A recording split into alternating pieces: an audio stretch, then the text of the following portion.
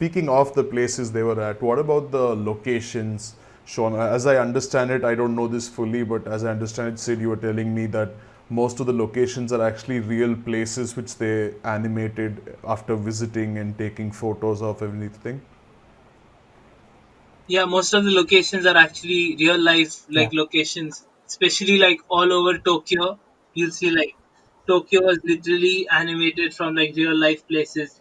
I think you can see lots of Shinjuku, like the overpasses, the main shot of the city. All that is based on even the shrine. In Tokyo, the stairs where they meet in the end. That's a real life location. Oh yeah, Where like that's where couples PewDiePie also proposed yeah, to yeah. Madze. Yeah.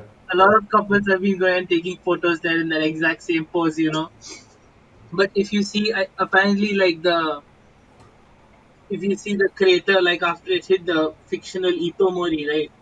The shot of that Yeah. was apparently inspired by Aogashima. Remember, I told you about the island of Tokyo's coast, which is like a volcano inside a volcano. Yeah, yeah, yeah. Apparently, it was inspired by that, and like the Oh, that makes sense. yeah, it's pretty interesting. And Itomori itself was inspired by this. It was inspired by this. It was inspired by this city in Hida. Gifu Prefecture called Hida. Hida doesn't sound Yeah. as cool as Yeah, Itomori though, so that's a pass. I know. Yeah, it was the even like the shrines, everything. The shrine and the way the houses are, the way the city is. When they go to the station. When Taki goes to the station to find the place. All that was inspired by the city in the Gifu prefecture. So that's pretty interesting. You can actually see pictures, and it's pretty close. I would say, if not the exact same Yeah, I thing. mean, if it's fictional, it's not going to be the exact same thing either way, Yeah. but yeah, it makes sense. But he mixed different locations, which is cool. Like the shrine and all this was in Gifu, but like the lake, after the meteor, like the lake that's formed after that, remember? Yeah. So that's apparently Lake Suwa in Nagano, they say. Oh, So those are real lakes? yeah. So I love how he's taken like these different locations and like created like a beautiful. And the thing is, like, if we talk, I'll tell you all this. If we talk about animation, right?